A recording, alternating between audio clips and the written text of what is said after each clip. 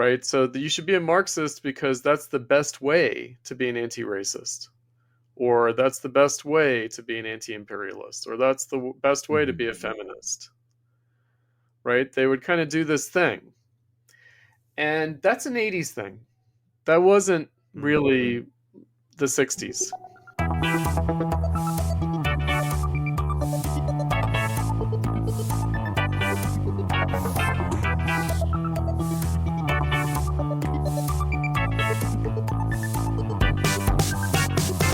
Milan ou Tripoli, Vilnius ou Benghazi, Paris, Moscou, on fait le boonga, boonga.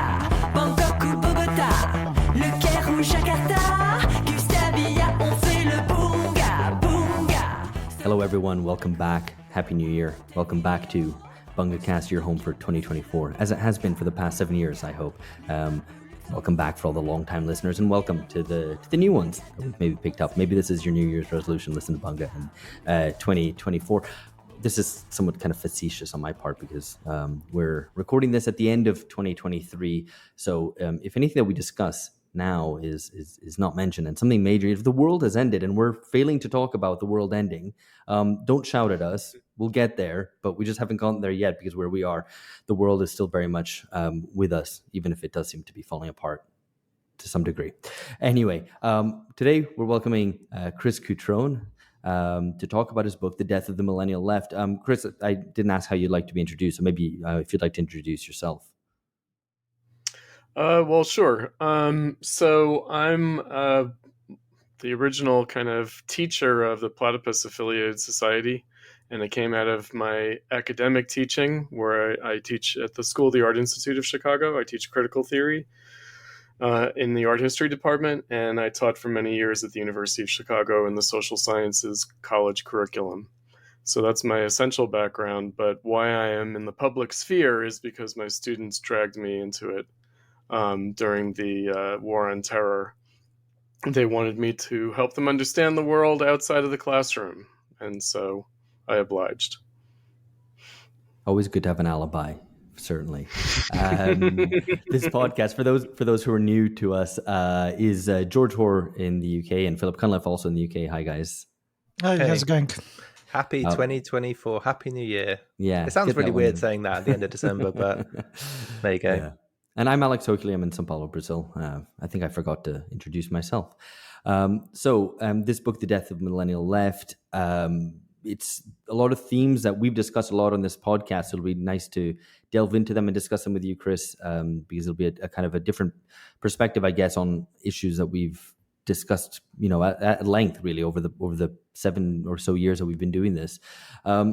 Firstly, the book itself, it's a collection of essays which have been published over a period of time with a couple of new ones thrown in. So what motivated publishing them together at this point? And I should also note, I think there's a second edition coming out soon as well. Right. So I first came up with the idea of collecting my writings in 2018. So a couple of years into the Trump administration, prior to the squad election, I felt like a certain kind of beat was reached in terms of a historical interval. So I had been writing mostly in my capacity with Platypus, starting in 2006. And kind of one genre of writing was commentary on current events and challenging more or less gently, more or less strongly, the kind of left doxa about how to think about capitalist politics. And that's what's collected in this volume, The Death of the Millennial Left. It's really my writings that have to do with capitalist politics, changes that were happening, the War on Terror, the Obama election, the Great Recession, the Arab Spring, Occupy Wall Street, and then finally Sanders and Trump, the kind of Bernie moment, but the Trump election. And also along the way, some kind of perennial issues, which turned out to be more salient than I would have thought back in 2006, namely what the old left used to call the black question in the United States, or anti-racism in the left. So those are the main themes of the book.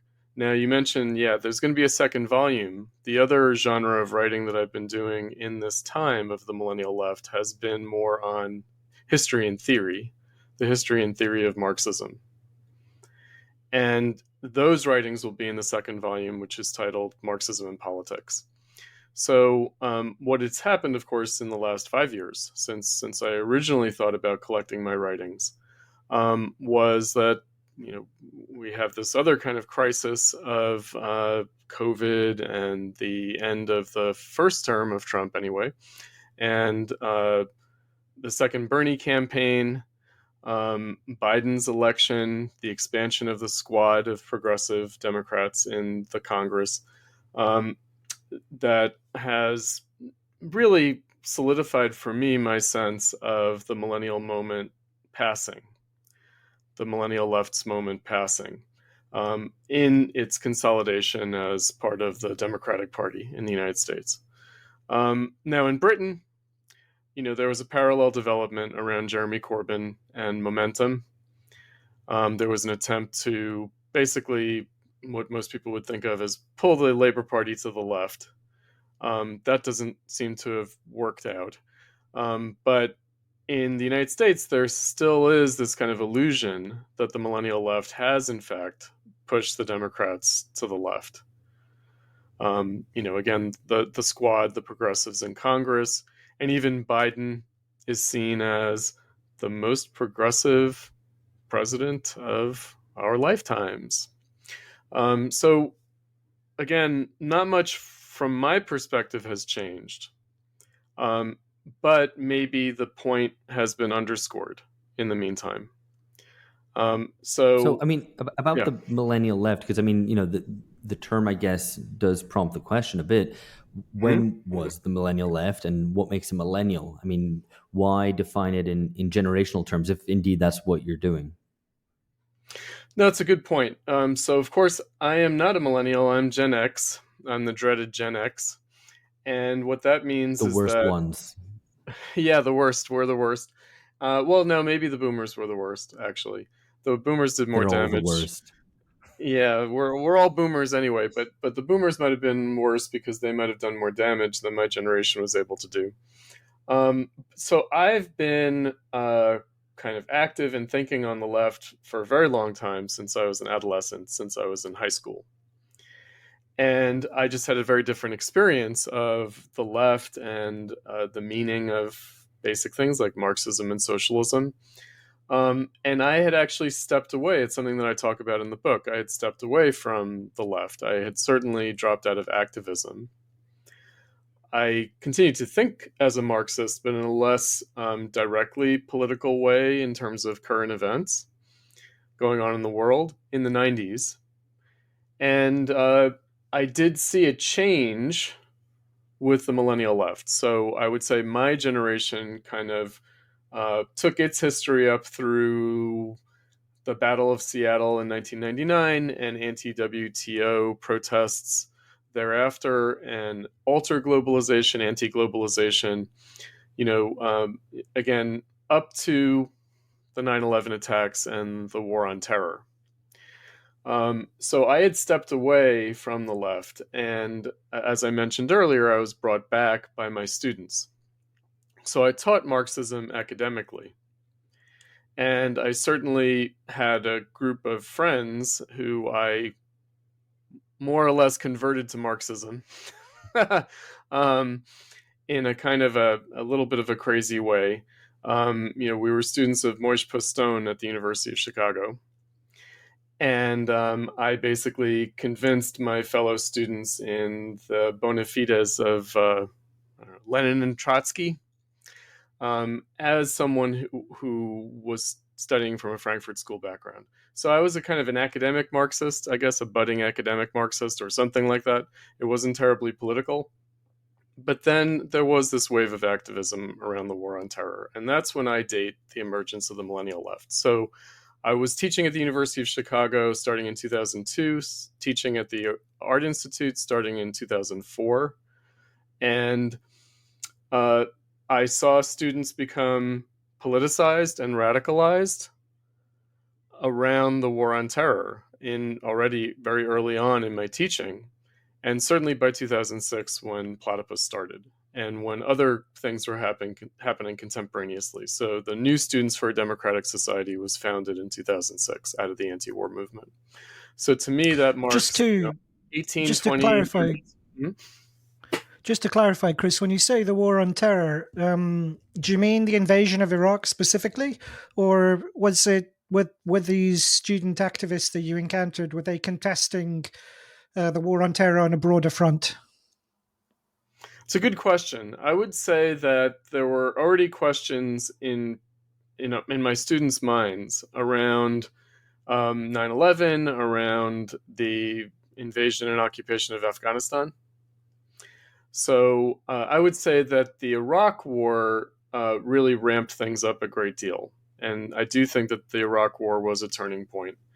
Um, I just so happened to have been watching The Crown, and it depicts Tony Blair, and it depicts Tony Blair at the height of his popularity. It also depicts him as a kind of moral scold on Bill Clinton regarding Yugoslavia, the breakup of Yugoslavia and the NATO intervention there and getting the US to support. And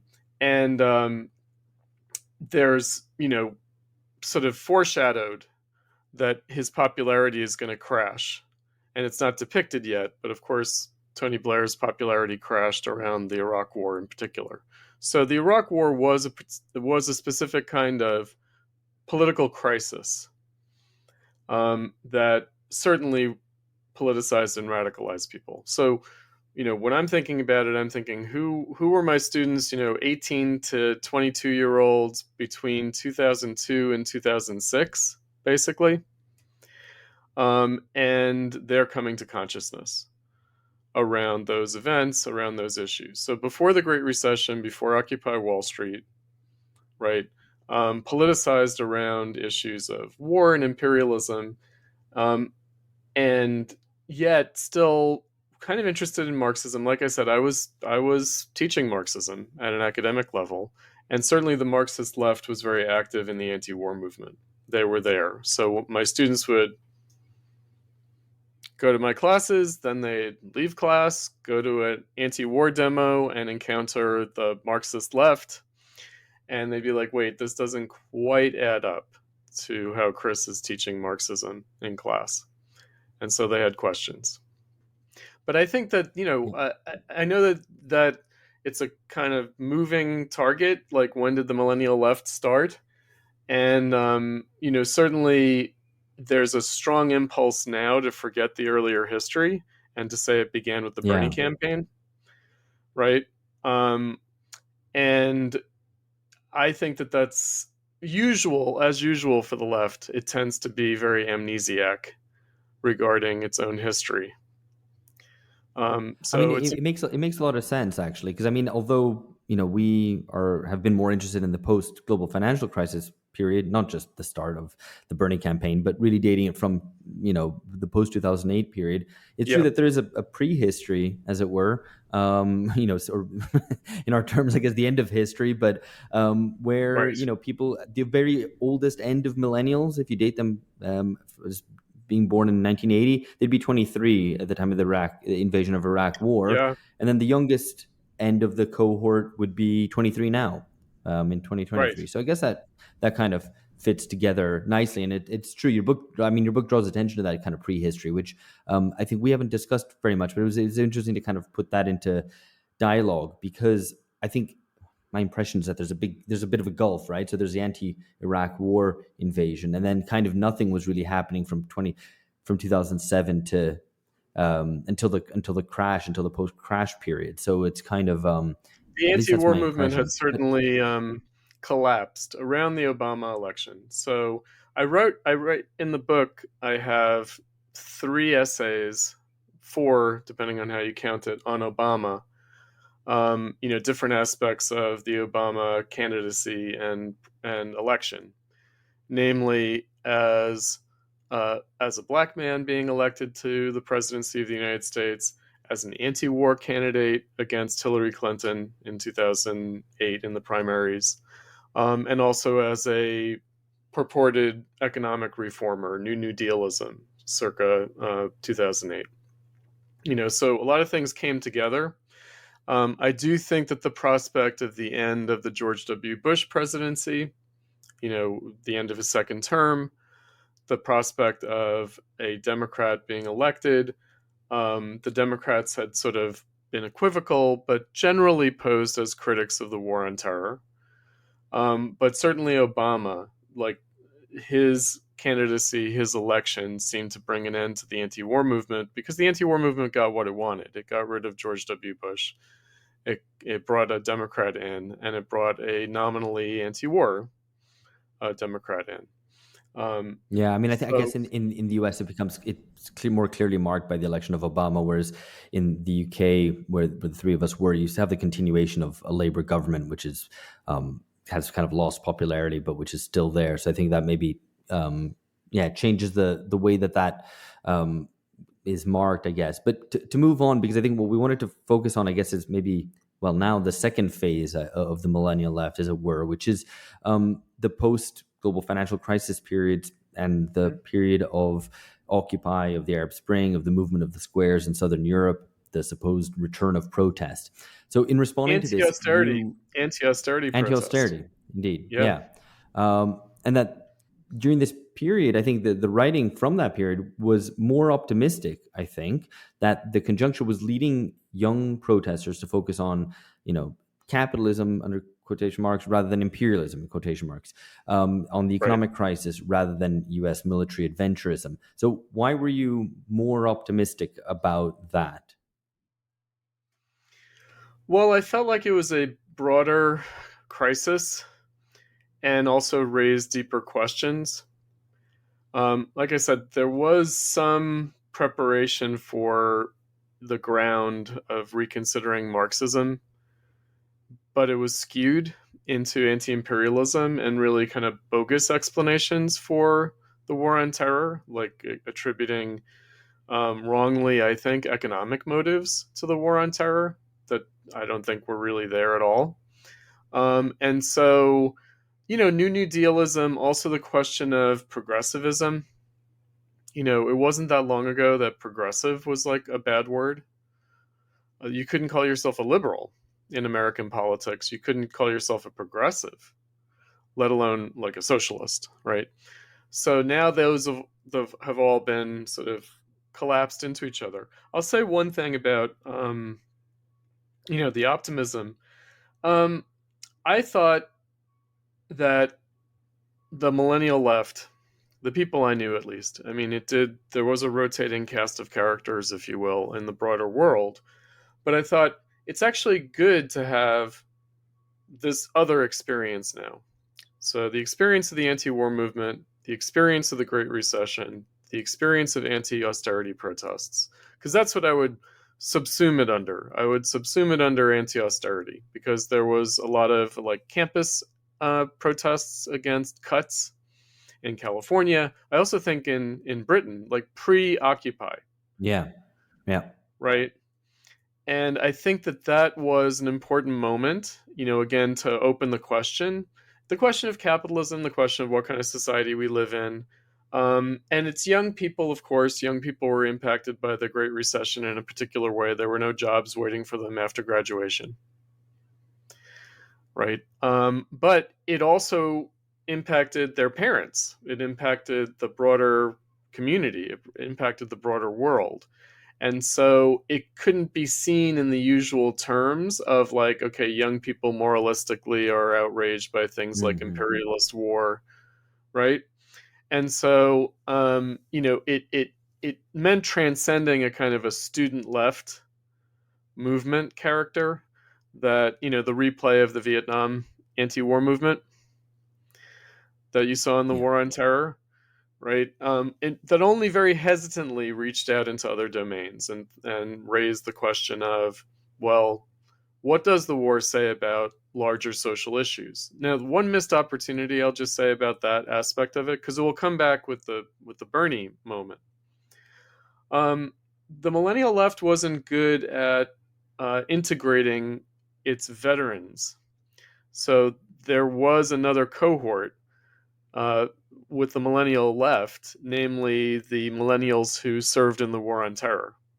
and who were politicized, who were radicalized by serving in the war on terror, and did develop an opposition to U.S. war policy and imperialism, what have you, and who came from working class background usually, and so had a different kind of picture of what the war represented.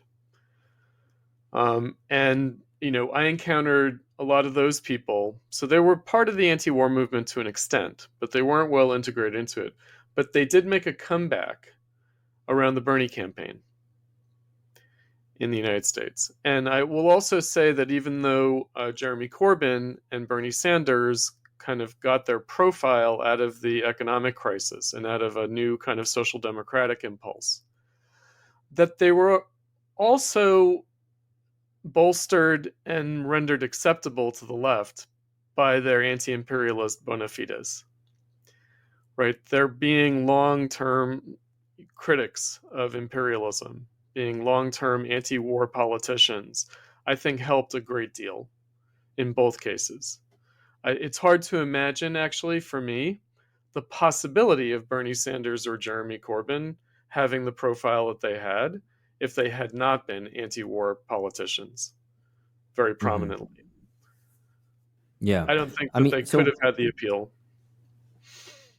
Yeah, I mean, one thing that before turning actually to the kind of Bernie and Corbyn moment, the phase, I guess the second phase of the Millennial Left is the phase of activism, of anti-austerity movements. Perhaps this is a slightly bit more of a European slant on it than a US one, but the focus on leaderlessness and horizontalism, which was certainly a focus, this also happened in the US with Occupy, but the movements were bigger and more important in Europe, certainly in Southern Europe. Now there's been a lot of criticisms of that, trying to understand. I think generally the criticisms, and to take one example, Vincent Bevan's recent book, looking at the decade of protests, and we had him on the podcast recently. Listeners might want to check that out.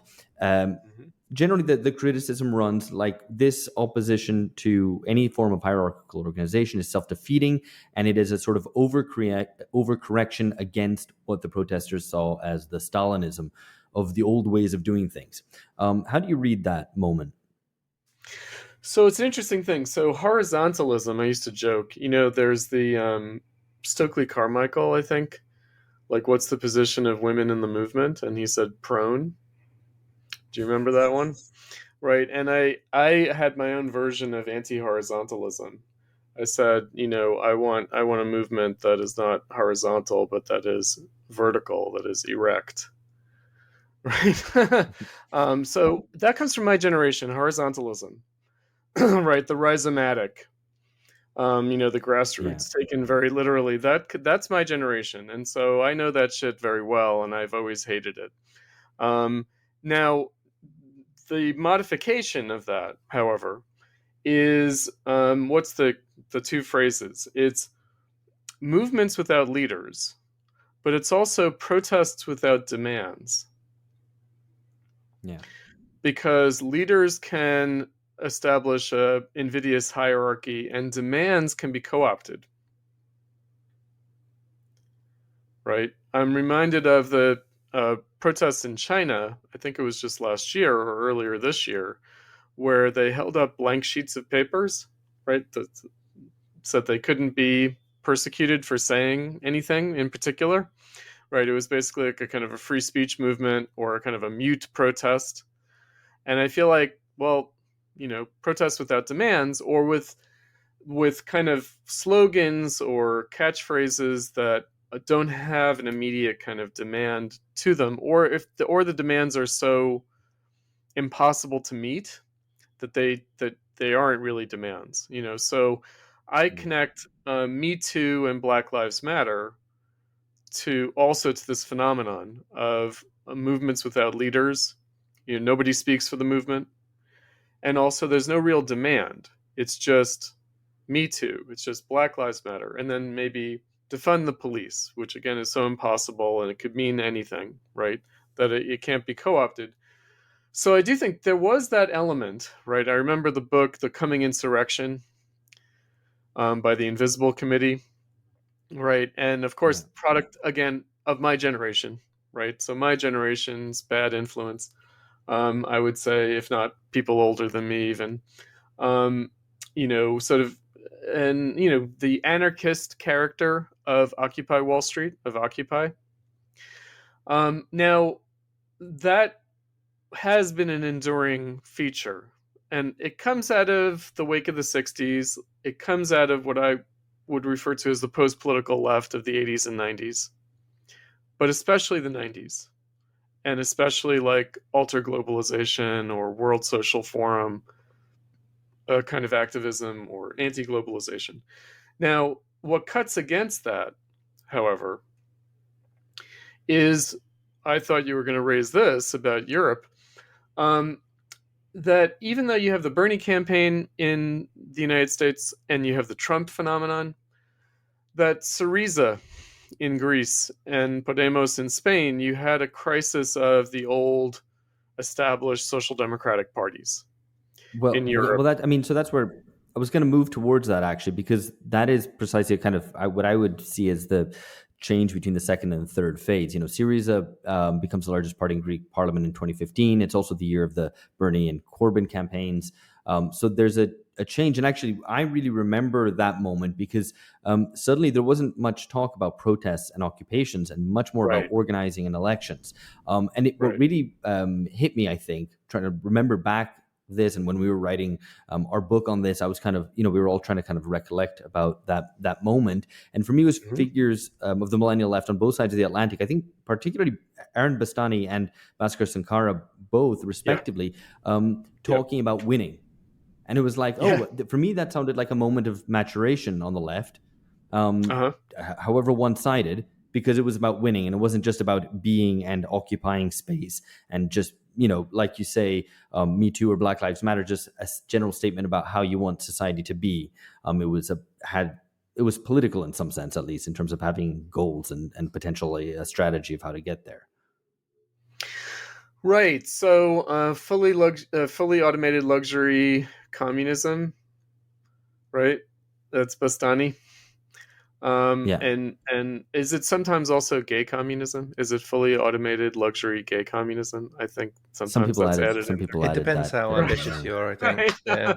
Yeah. And and I just thought, okay, right? And again, it kind of like in the austerity moment, and in the moment of, well, we don't have to accept this. We don't have to accept the Washington consensus, neoliberal consensus, the kind of 40 years of basically austerity starting in the 70s, that we don't actually have to accept that.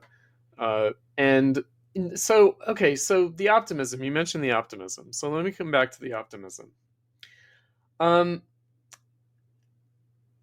I don't know that I was made optimistic exactly by Occupy Wall Street. I definitely liked the fact that anarchism was going to change things up a little bit with regard to the Marxism of the left, the kind of specious, I would say, Marxism of the left. I did welcome that. Now, the Arab Spring, on the other hand, right, um, was hopeful, but also I had a sense of where it's going to go. I did.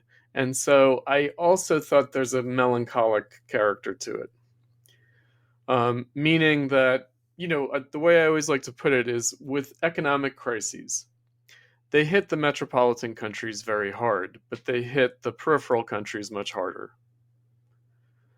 Right. So obviously, Southern Europe was hit harder than Northern Europe. The Middle East was hit harder than Europe. Right. The United States was hit. It was hit in a way that's actually largely invisible to the left, meaning it was hit in the areas that now people call the red states or Trump country, right? And it did hit the metropolitan areas, but differently and less. So I do think that now, for me as a teacher, and also taking a kind of, I don't know, instead of the 1,000-meter stare of a veteran of war, a 1,000-year view of history or something. You know, the hopefulness was that the depth of the problem is going to be revealed for me, right? So, in other words, it had a wistful character to it. So, I don't know that I was ever particularly hopeful, but I always thought of things rather negatively, right? So, what you're talking about in terms of a political moment, the reemergence of a political moment, I welcomed rather as now we're going to see how deep the political problem actually goes. Right? So the unraveling of the electoral parties. And, at a very superficial level, we should say, right? Meaning losing elections, voters not turning out. I guess Brexit. Brexit's the other thing that really, how did Brexit win? Oh, it won in the north of England, in the old bastion of Labour. How did that happen? Right? And it's like, well, because a lot of things that were taken for granted by the old political consensus turned out simply not to be true and to be very hollow at the core.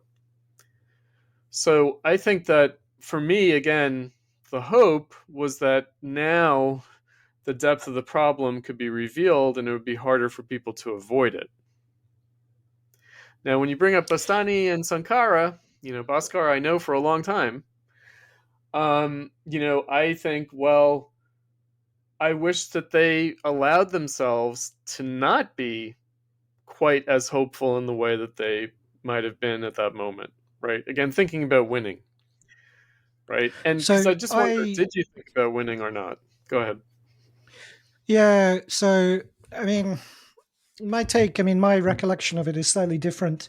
Um, in terms of, I obviously, like Alex, I was struck by the shift away from horizontalism to a focus of the left on these insurgent parties like Podemos and Syriza. I was confident, I think, from the get-go, 2015, that Syriza would turn out to be a dud because they were so clearly unwilling and incapable of breaking from the Eurozone, which was the central question of Greek politics, and that was very obvious.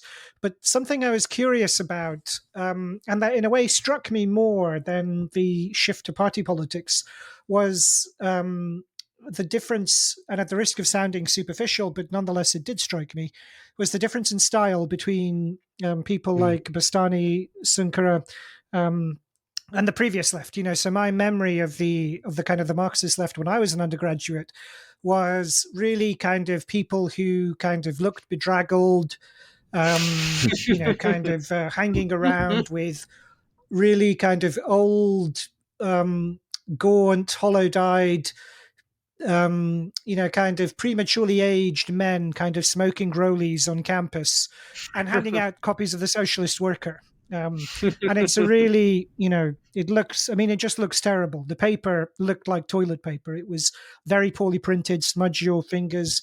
It looked like it fell out of a time warp from the 70s. And so I was amazed. Produced. Right. Very badly produced. And so I was very struck by the fact that people around Jacobin, for instance, were so committed to high production values. And that kind of seemed to me to mark something about a shift in the way in which this new kind of left was willing to take itself more seriously to that extent. And also, at the same token, the fully automated luxury communism, there, like you've indicated, there was a serious sense of froth. The other element to it was that it was optimistic and Promethean in a way that was very strikingly different to the dismal kind of the dismal save the NHS dirge of the British Labour left and the SWP. And so, though I wasn't sold on it because of those things, but I was intrigued by trying to account for where that came from. So I wondered if you was taken or struck by those things as well, and how you processed them or understood them. Right. So, I would sort of zoom out a bit and say the millennial moment was generally more optimistic than my generation. Right. So I do think that these were young people, children, who might have experienced the prosperity of the 90s as young people. And therefore, the contrast between the kind of optimism and prosperity of the 90s with the war on terror and the Great Recession was a shock to them. And they never quite shook off that sense of optimism. And, I remember that optimism. I was a young adult in my 20s in the 90s. And so I do remember a time when it seemed like old style racism was going to become a thing of the past, right? The hip hop revolution, there was a moment. I was active as an artist in the 90s. I was around the new black artists and the post-black artists. And, there was a moment where it seemed like, okay, we're moving on historically. Now, with the 21st century, with the millennium, the 2000 aughts, it seemed like, oh shit, we're being dragged back now. Right? So there is that general optimism. I mean, what I'd say about Jacobin and its high production values is, yeah, you can do that when you have money. And he got rich people to bankroll him. In other words, there was a realization that, journals like The Nation and The Progressive, and in these times, you needed a generation turnover, and maybe you needed a new publication. And, so I was a lot more cynical about that, right? And, because I would say, okay, so here's the thing. Those old Marxist left sectarian organization newspapers that are printed on the cheapest paper with the cheapest ink possible are more literate than Jacobin is. They really are. I don't know. I don't know. That might be true of the ones that you used to read, but I'm not sure it would be true of the Socialist Workers paper.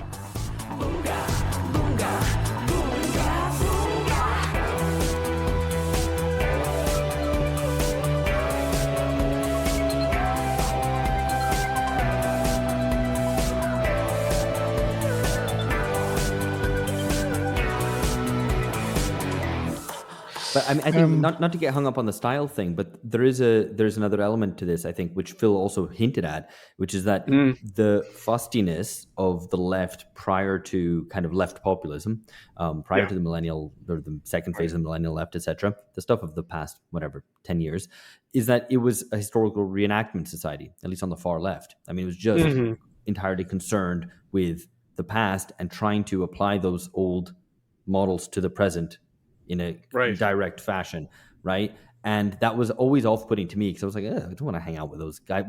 That's like not my aesthetic, because ultimately, because it has no political import, you decide on aesthetic grounds and you go, well, that's not my vibe, not interested. Right.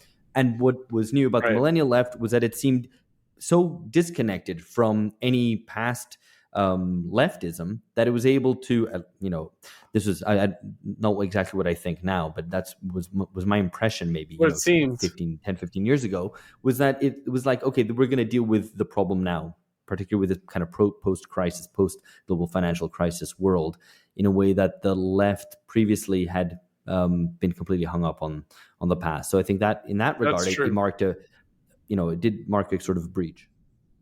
Let me just say this. Also, okay, go ahead. Well, it was just to say, I know Bhaskar also was, he was involved in Platypus, or was he passed through Platypus, Platypus. He was aware. Yeah. Oh, right. I thought he attended Platypus sessions or something like that. He did speak on some panels. That's true. Yeah.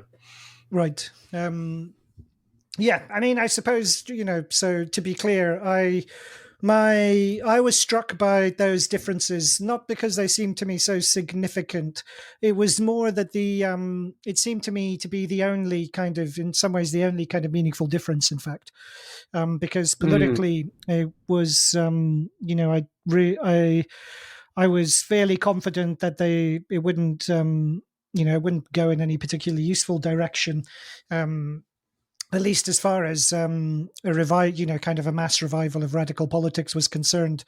But I think, what you say about the optimism of the 90s, and that explains that this kind of superficial glitziness of fully automated luxury communism as a meme, as well as the willingness to kind of devote resource to looking a certain way, I think that probably does go, I think that probably does go some way to explaining that difference with the old I left. mean, let me say about my writings collected in this book, In the Death of the Millennial Left, that I was very self-conscious of not trying to apply a kind of Marxist analysis to current events. In other words, I tried to work more imminently through the discourse of mainstream capitalist politics, taking up issues like third way politics and, the radical center, this kind of idea. And, just sort of take the phenomena at their own terms, at face value, and think about it in those ways, and really not at all do the usual applying the old Marxist framework to everything and anything. Because, certainly I could have done that. I could have said, oh, well, you think it's this, but it's really that. And, material conditions and the economy. And anyway, don't you know history? And I self-consciously chose not to do that. And which I think was confusing for people at the time that I wrote those essays, people in and out of Platypus. They were kind of like, okay, especially with the crisis of neoliberalism, the emergence of a post-neoliberalism, and the left's anti-neoliberalism, right? So I basically wanted to, maintain a kind of independence from the way the left sort of reflexively was, anti-war, anti-imperialist, anti-neoliberal, anti-Republican Party, anti-Milton Friedman, all those kinds of things. And just think, okay, well, but wait, how are people actually talking about these things in the world? And how is the crisis manifesting at that level? At the level of, we used to talk about things this way. It seems to not really be working anymore to talk about it that way. What are the cracks or the seams that we're showing? Like how to turn things that I'm not sure exactly what Marxism has to say about these things, really, in any kind of detailed or important way. But what are these current events showing us about the nature of social and political reality, about the actual world that we're living in? And, so that then we could consider, okay, what might Marxism have to do with that or not have to do with that? Right. So I know what you mean in terms of, been there, done that, heard it all before, don't you know history? And here's your Marxist theory. And we'll just tell you X, Y, and Z, why everything is the way it is, and how pointless that was.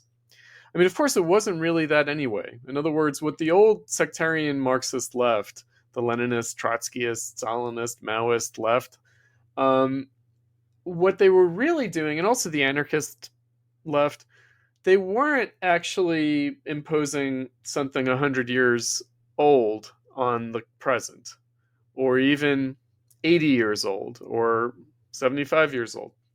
They were imposing rather the 60s, and more importantly, the 80s. So I saw them imposing a kind of post-New Left, 1980s style Marxist left framework. Can you clarify what that means? Because I think when you say 60s, I think people generally know what you mean. They'll go, yeah, 60s radicalism. I know what the vibe is there. That's the new left. Yeah. What does the 80s left mean?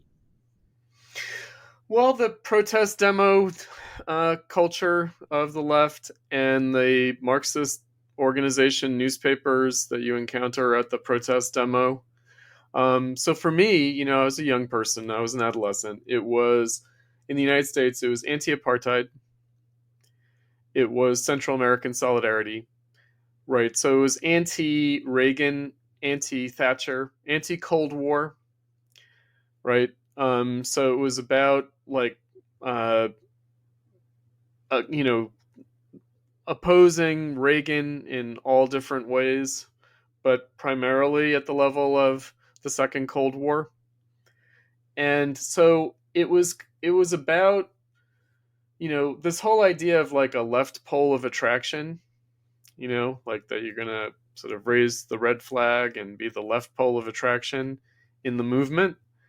it sounds like something very old. It sounds like something maybe going back to the 1930s, but actually it's only really from the 1980s. Because the Marxists that were around in the 60s didn't do exactly that. And also, um, you know, you guys might have this experience. You go to an anti-war demo and you think, oh, it's an anti-war demo, right? Stop the War Coalition, right? But then you realize, oh, it's, you think it's kind of a liberal anti-war kind of, but then you realize it's organized by these hardcore Marxists, Mm-hmm. right? And it's kind of like, okay, again, from my perspective, um, being someone who thought of himself as a Marxist from an early age, I always was aware of the fact, well, you don't have to be a Marxist to be against the war. You don't have to be a Marxist to be against austerity. You don't have to be, it's just not necessary. It's unmotivated in a way.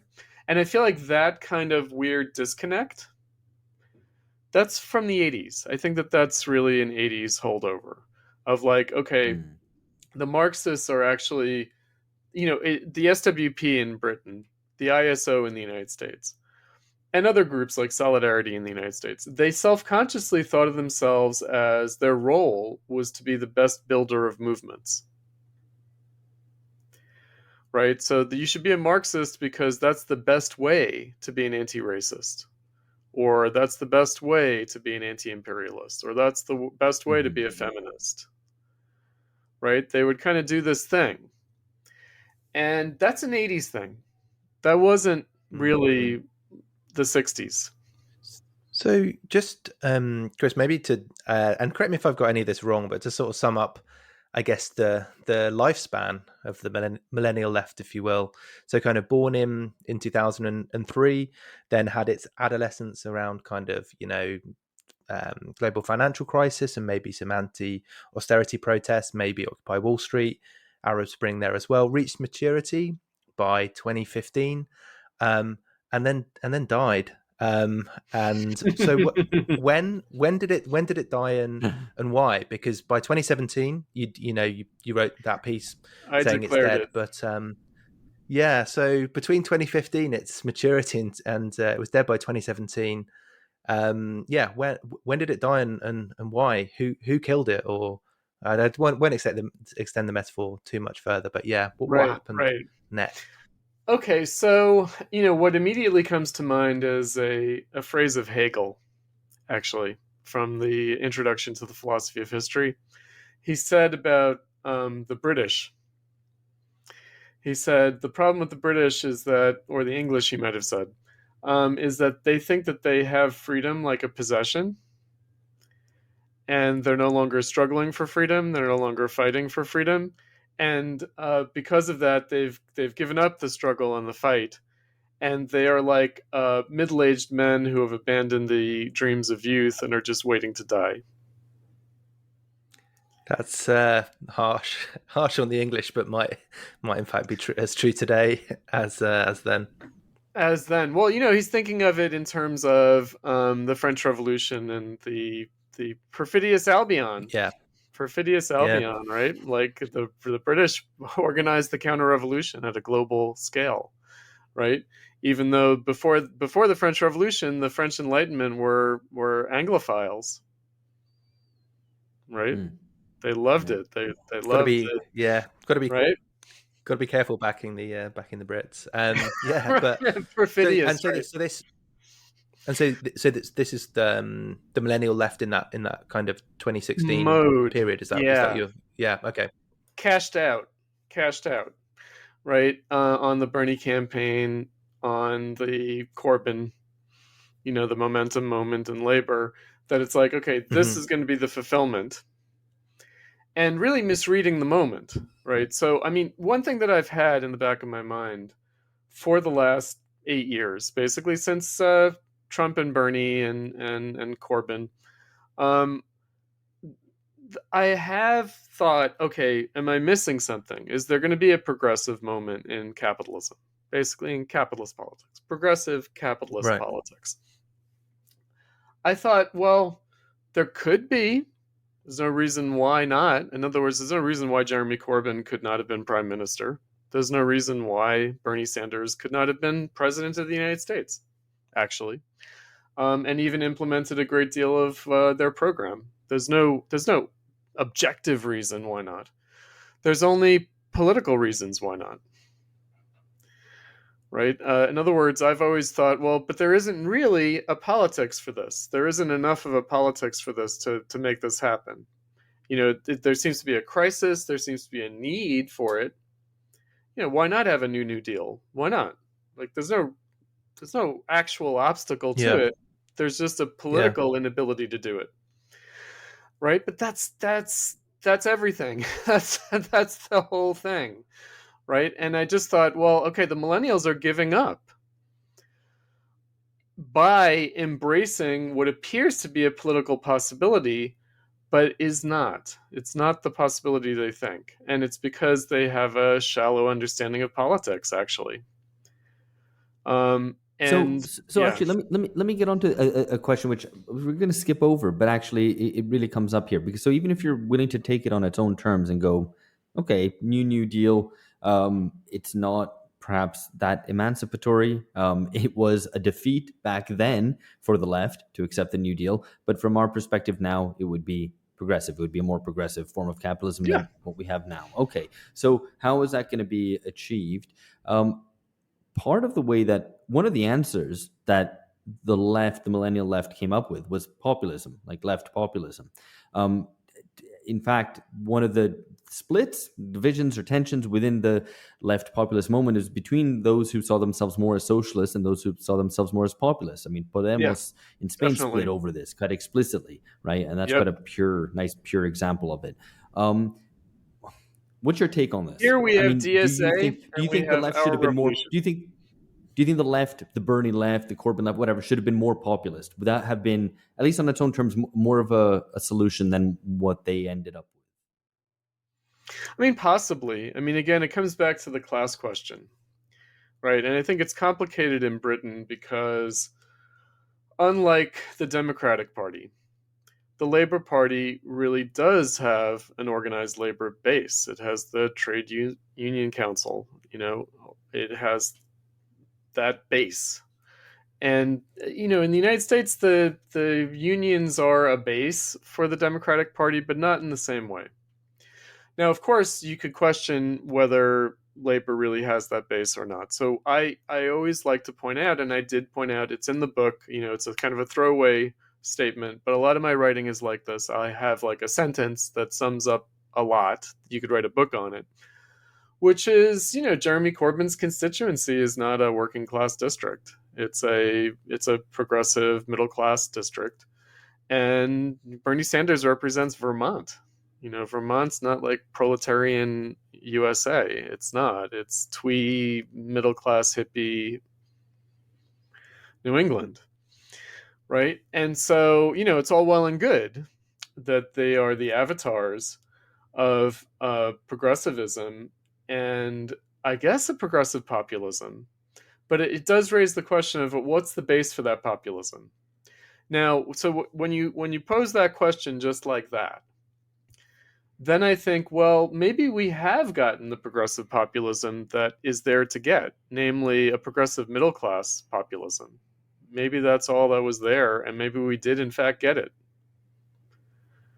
I mean, at least in theory, I think that populism could reach beyond that. I mean, that is what I was implying, I guess, by the term, that it would be able to move beyond those who are instinctively attracted to left politics, which is to say a kind of more literary or whatever, intellectual middle class or whatever, and broaden it out. But that would mean probably dropping a lot of the pet concerns of the left as a way to do that. I mean, my own background, my own class background is I'm working class. And I remain working class, meaning, I'm adjunct faculty. I'm part of the proletarianized academia. And I don't have any expectations other than, can I survive? Can I survive and not be too broken down when I retire? Right? Can I live? I don't have any aspirations beyond that. That's my family. And, they vote Democrats sometimes. They vote Republicans sometimes. They voted for Obama. They voted for Trump. They voted for Al Gore. They voted for George W. Bush after 9/11. You know, they didn't vote for Reagan. They voted for Clinton. You know, that's the working class. They vote sometimes. They don't vote. It's no index of anything, right? So, you know, they're unionized. They're non-unionized. You know, but I kind of knew, right? This isn't about that, right? I knew that this was not, like I said, the anti-war movement with the Afghan and Iraq war veterans, not really there. They were never integrated. They were never comfortable in the anti-war movement, and a lot of it had to do with the fact that they were working class, and the other activists were not. There was just a cultural barrier there. Now, interestingly, I would say Bernie had a working class appeal. He did in 2015. He certainly did. And so I, you know, engaged, you know, the sort of the Bernie movement, right? And I would say that what you have with the social democratic left, now we could just call it that, you know, the Corbynistas, the Sandinistas, the rank and file strategy. I don't know how salient this is in Britain, but in the United States, there is this idea of, okay, well, what should the Democratic Socialists of America do? They should rebuild the labor movement, right? And basically join the labor movement as staff, as union bureaucrats,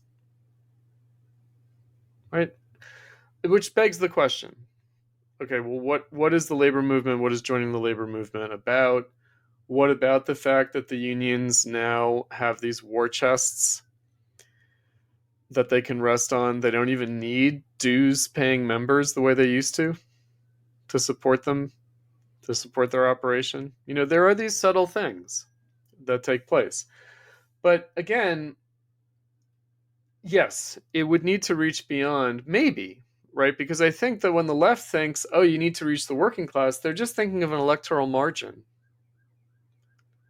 That's what they're thinking of. And that's why they were so freaked out by Brexit and so freaked out by Trump, by right-wing populism. They were freaked out because they're only looking for the working class as a marginal constituency in elections.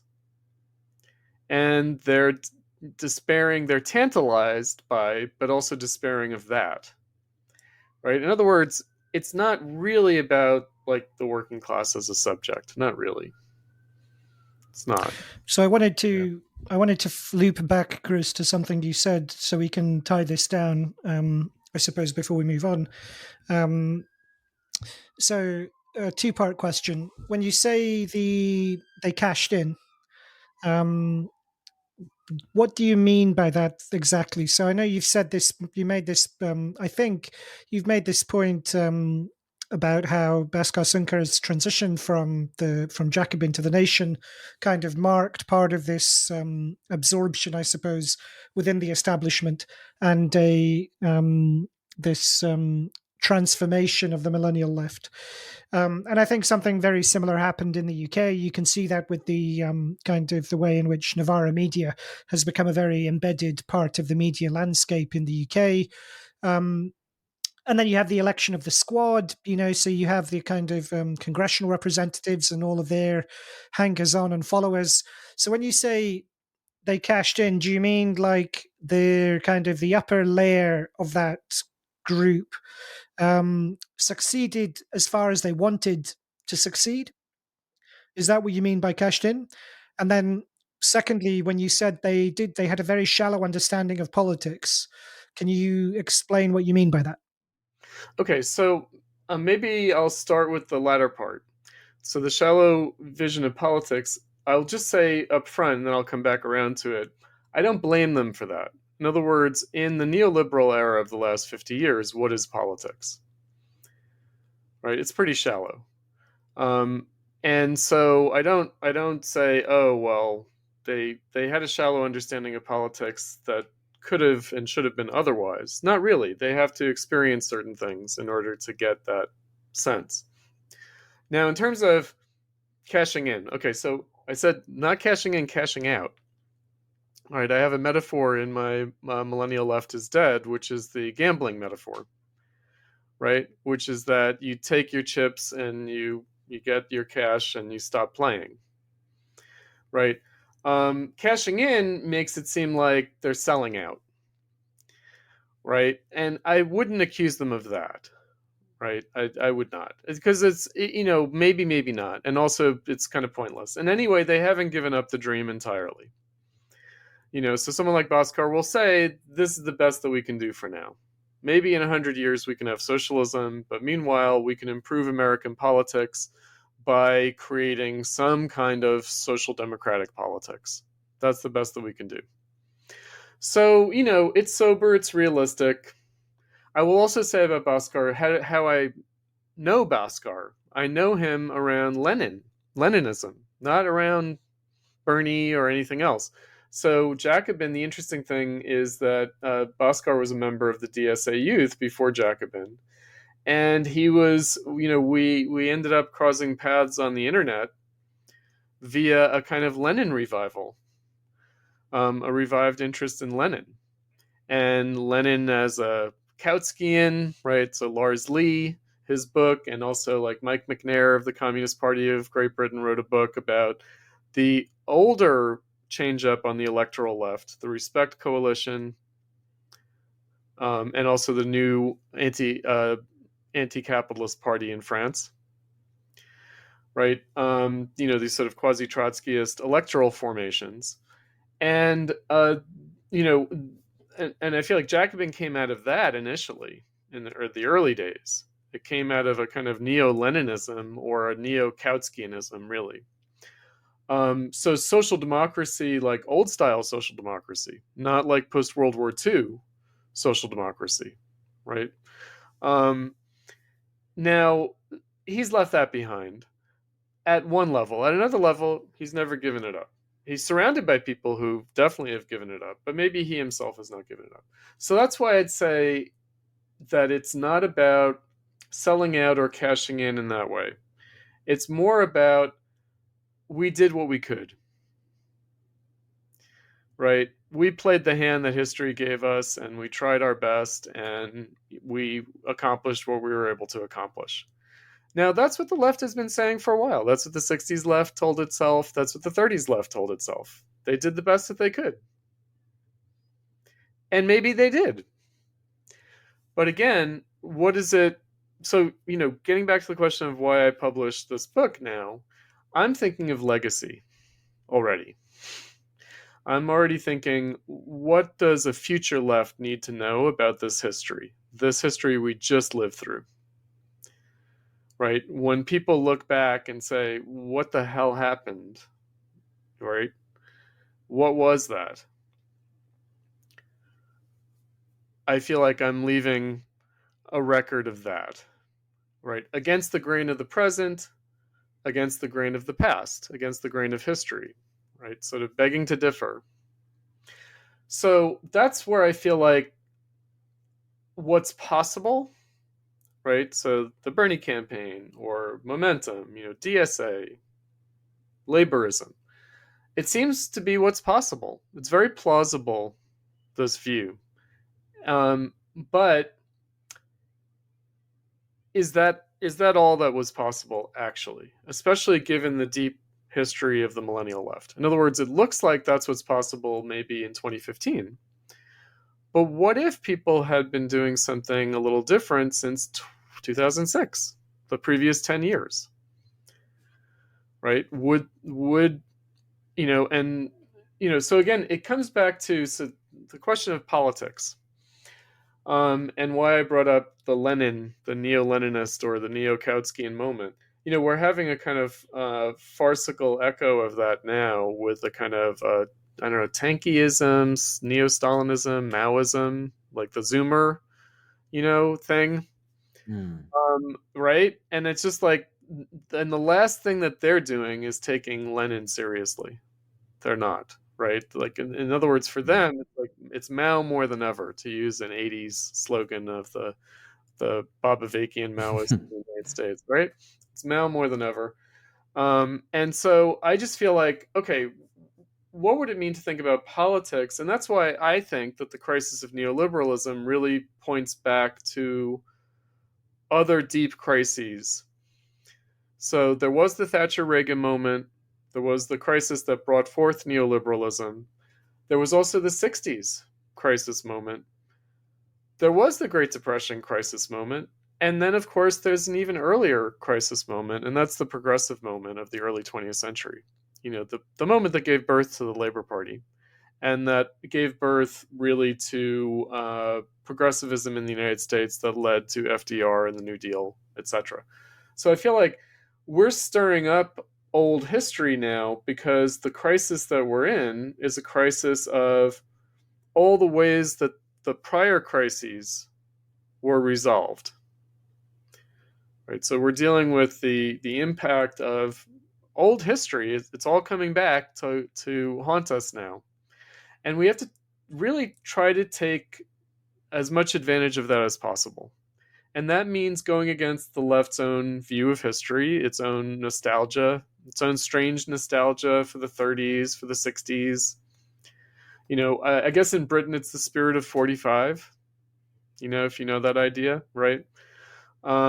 And so I just feel like, well, no, what about cutting against the grain of all of that? And that's really, for me, the value of Marxism at this point. The value of Marxism at this point is that it allows for a perspective that cuts against a kind of progressive view of history. Right? Because I Yeah. think that all of that assumed progress, the reality of our present moment is that it seems like, oh, actually, maybe we haven't made that much progress. And that comes out in very distorted ways that I have a lot of problems with, like the 1619 Project, you know, this kind of thing. Oh, well, like, you know, patriarchy, racism, you know, are just these unsurpassable problems. You know, we thought we dealt with them, but it turns out we haven't dealt with them. You know, I want to hold out the possibility that maybe capitalism, maybe society more broadly, has that character, right? And that it's being misrecognized through these other things like racism and sexism. That, you know, it's Hmm. really like I, when people take that nihilism, they're really trying to get at something else.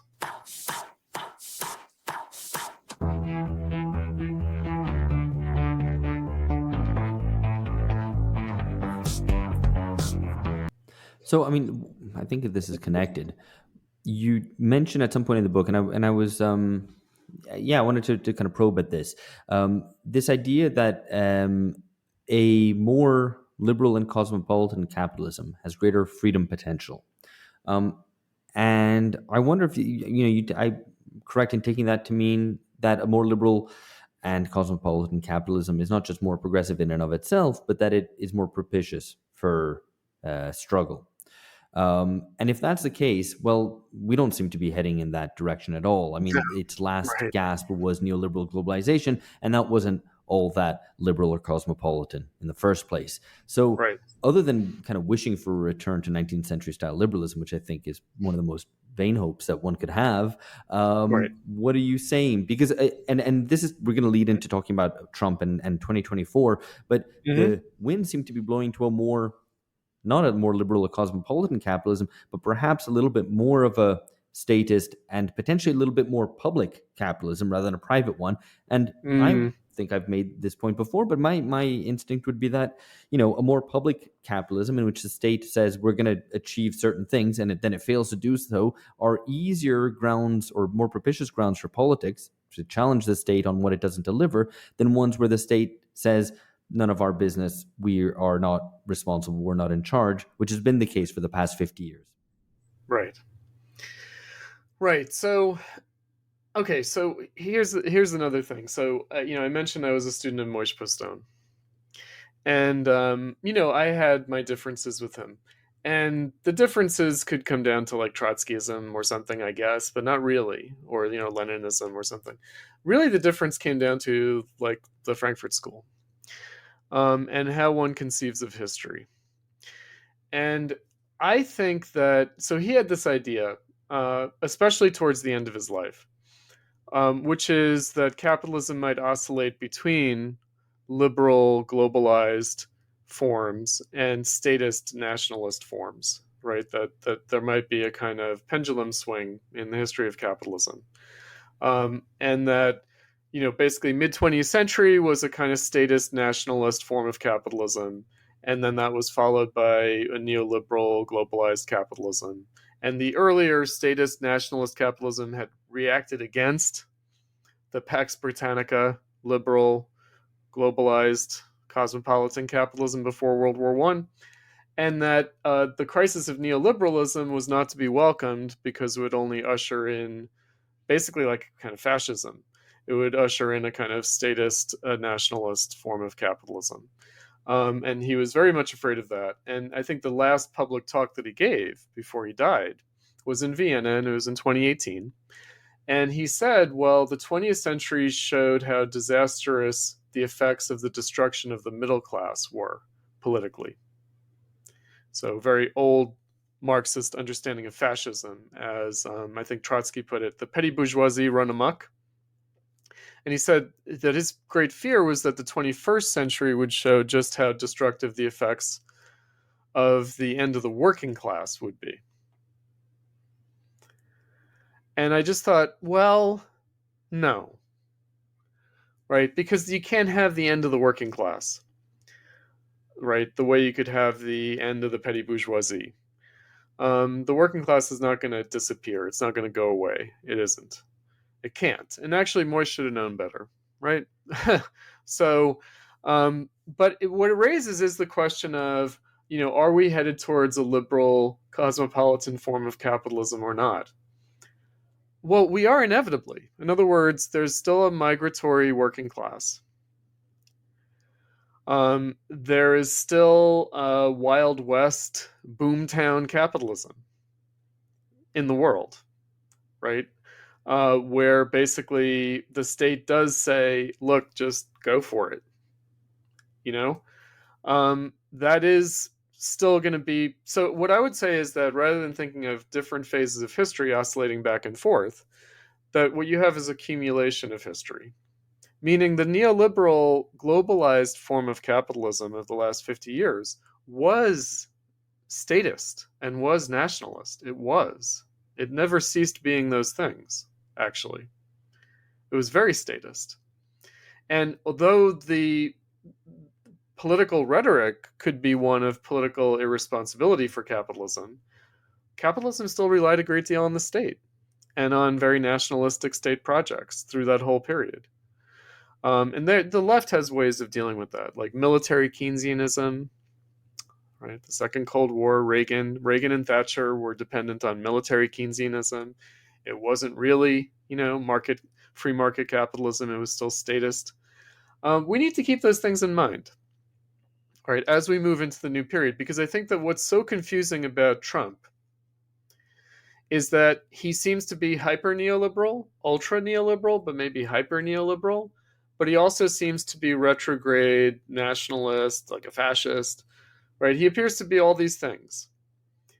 And that might be in the nature of capitalism itself, right? That it's not going to be, we should defend cosmopolitan liberal capitalism against the onslaught of a kind of national statist capitalism. Because, first of all, we're not going to be able to do that. Right? So we're in no position to affect the course of things whatsoever. And almost no one is. Meaning what these politicians are phenomena of historical change. Right? So, I think that we will probably have an economic recovery at a global scale. There will be a boom era. It will be managed to a large extent by national states, but it will also depend on a great deal of globalized cosmopolitan activity. Right? It's going to involve a lot of international investment, and it's going to involve a migratory workforce. Things are going to be built by workers from elsewhere. right? That's just going to happen. And so, again, I feel that uh, it's not about the possibilities of one form of capitalism versus another form of capitalism. At a very basic level, it might be about the possibilities of a boom, right? That I will stand by. I will stand by the idea that the old socialist left grew in a boom period in the second industrial revolution. The new left, the new left, actually was born of an era of prosperity, and that's its virtue, right? It might be its limitation, but it's also its virtue, right? That it could pose the question of, don't we want more than the golden age of Fordist capitalism? Don't we want more than the social democratic welfare state? That's to be remembered and commended also, right? Like we could say, okay, revolt against affluence and, Marcuse and whatever, right? Like we can just say, yeah, or what's the other thing on the right that they say? Hard times brings forth Yeah, like hard strong, times make strong men. Strong men create good times. weak children or something. Yeah, Good good times, times yeah, good make times weak, create Good weak weak times. men, men. Good etc. times make weak men, and then yeah, there you go. Yeah, yeah. And no, not really, right? In other words, I'm not going to say, oh, we really need like hard times to bring forth strong people. No, not really. Things are hard enough, right? I'm not a worstist. So I cut against that aspect of the left too, like Yeah. trying to put hope in the next crisis or something. And what people are, one of the things that they lose the plot on with Trump is that he's like very dark and it's American carnage and this and that. No, he's a crazy 80s Reagan era optimist, and he's a 90s Clintonite optimist. That's what he is. He's like, surely we can do better than this. Did you guys hear about him? He was So taken to be mugshotted and fingerprinted in Atlanta at the jail, and he was horrified by the conditions in the jail, in the county jail. And he came out and he's like, now I know more than ever before why we need to make America great again. How could the most powerful, prosperous country in all of human history have a jail like this? Right? Where the conditions are so well, I mean, horrible, yeah. right?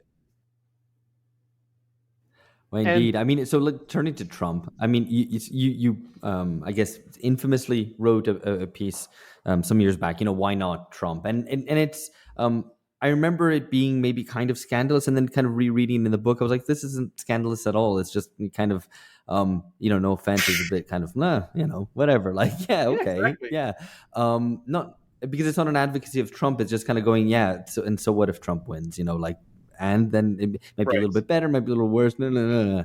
Might be a wash, Anyway, so what? How do you see the election next year playing out? We're kind of reluctant to get involved in the U.S. electoral circus too much. There'll be plenty of it next year, plenty of entertainment to be had for everyone around the world to follow it. But to take it, I guess, a little bit more seriously, and to take what you've just been saying Right. seriously, how do you see Right. it playing out? We're recording this actually the day after I think this Colorado court banned Trump from participating in its primaries. So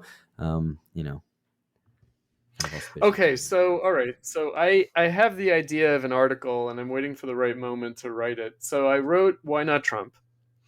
And then I wrote why I wish Hillary had won. And then I wrote why not Trump again in 2020. Now I'm thinking of an article that would be why not Trump, comma, again? Like, why not Trump again? Like, why again are we supposed to really be, afraid of this guy? Right? Because actually that was my goal in the initial article. The goal in the initial article was to, and I wrote it actually in such a way, like syntactically, grammatically, it was meant to exhaust, let the air out, right? To sort of be the opposite of the hyperventilation that was going on around Trump. Like it was really about insisting, like, no, right? And let the air out of the balloon. Like the big scary what is it? The Trump baby? Like it's like a protest balloon. It's like Trump as a giant Right. Yeah. like baby. Like let's put a pin in that. Let's let the air out of that one. Let's stop the hyperventilating. And so that was the tone that I struck. Now, of course, we live in the crazy world where nobody reads behind the headline anyway. So there's like, oh, why not Trump? Oh, Chris Cutrone, he's endorsing Trump. And it's like, come on. So I wrote a very short, it's so short, and yet people didn't read it all the way to the end somehow. Because I was like, okay, I want to write something that's not going to be a TLDR, they're not going to have that excuse. They still didn't. Like Moish, for example, never got past the headline. And I just think, okay, well, that's a problem in the world that we're dealing with. So, I set myself the task in 2016 and I talk about this in the book, that Trump was going to be like Nixon and Reagan were, and Thatcher, right? They were going to be, Trump was going to be the excuse that they were to not think, to stop thinking, right? Yeah. It's going to be the kind of like, okay, we can forget all these big questions we were asking about, like Jacobin before 2015. They would have articles like, what do we even mean by socialism? Yeah. What is the potential future of capitalism? What are the possibilities there? That's all just gone, right? And instead, you just fall back on what everybody knows already. So I knew that I had to turn Trump into a teachable moment. And that's still true, right? So when Trump lost in 2020, I knew he'd be back in 2024 and probably will be elected. Now, it's going to be a constitutional crisis in the United States because they're not going to simply let him be elected and take office. So it's going to be a constitutional crisis. If I had to tell you what it's going to be, he's going to be at Mar-a-Lago under house arrest. He will have been convicted. He'll be under house arrest because they can't put him in a jail because they can't give him Secret Service protection in jail. So he'll be under house arrest and he'll be elected. And it's going to be a major constitutional crisis in the United States. That's what's going to happen. Wow. That's a pretty good trailer. That's a pretty for the 2024 election. It sounds like Latin America, which I'm very on board with. So yeah. It's going to be like that. It's democracy. But so I mean, how serious? I mean, that's a constitutional crisis and a president-elect under house arrest. I mean, unprecedented in American history. And I guess if as Alex suggests, I'm sure there'll be then lots of kind of discussion about America becoming like a banana republic and what have you. But how serious is that in world historic terms, would you say? The scenario, let's say that something like the scenario you've painted unfolds. I mean, how serious is that in world historic terms? Is it serious, would you say, or is it kind of part of the superficial? It's a little bit of the superficial. Yeah, I don't think there'll be a civil war in the United States over it. I don't think there'll be a military coup d'etat. I don't think it will come down to exercise of force.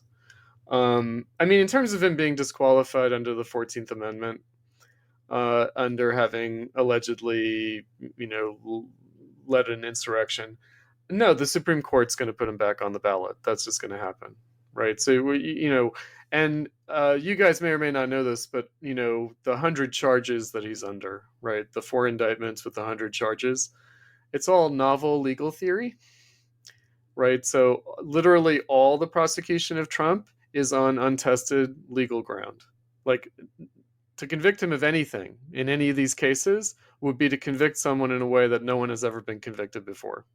And not because he's president or was president or whatever, or an ex-president. Just straightforwardly, no one has ever been convicted of these charges the way they're trying to apply them ever. Well, right? Someone asked on Twitter the other day, yesterday, I think I saw this, what are they going to do to the guy? What about the guy who shat on Nancy Pelosi's desk? Is he allowed to run? And it's like, I think that's, yeah, indeed. Like, right. So January 6th, it's a big mess. So anyway, I would say that it's lawfare. In other words, why are they prosecuting Trump? Why are they setting up this constitutional crisis? We are still post neoliberalism is still neoliberalism. And I remember there was a guy brought in to the Clinton White House, or the Clinton campaign before he won election, I think. Mark Morris, who's like a marketer, right? And so this was the first time that people used like polling as intensively and market research as intensively. It was with Clinton, with the election of Clinton, with the Clinton campaign, but also the Clinton presidency. And they brought in a guy, David Gergen, midway through his presidency, who was an old Republican like advisor. And the scandal of the time was, oh, we're reducing politics to marketing. Well, obviously, we're way down that highway now, right? Yeah. And so basically, the idea is this.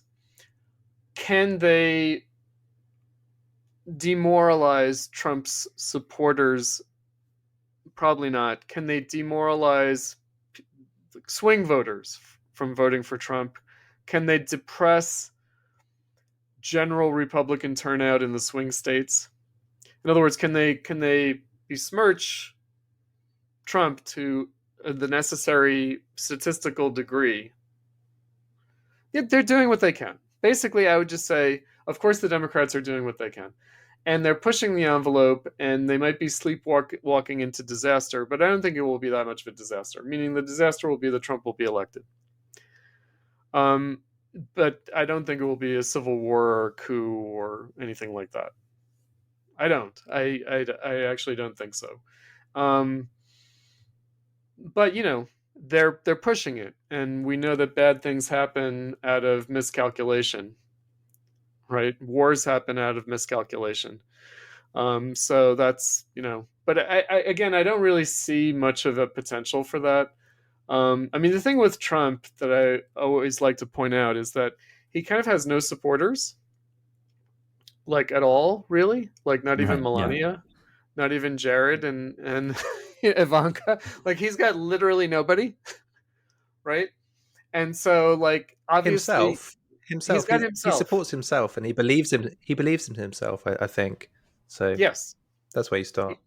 Yeah, that's good. That's another neoliberal. Like, it's a very self-help. Like, where do you start? Well, first you have to believe in yourself, right? So it's. I think that basically, like I said, it's lawfare, and they've been doing that since the Clinton impeachment. Right, there is lawfare.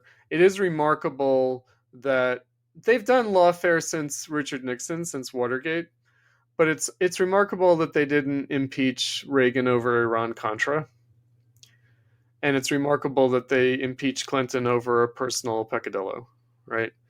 And so I think that's the late neoliberal era, and now into the post-neoliberal era, or the emergent post-neoliberal era. Lawfare is part of politics. It is. It's the coming thing. It's the way capitalist politics works.